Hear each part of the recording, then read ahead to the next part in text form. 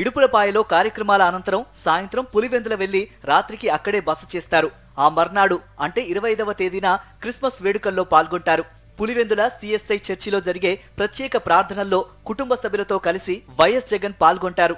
ప్రార్థనల తర్వాత జగన్ మధ్యాహ్నం నుంచి తాతిరెడ్డిపాలెం వెళ్తారు. అక్కడ ఇటీవలే నిర్మించిన రామాలయాన్ని ఆయన ప్రారంభిస్తారు.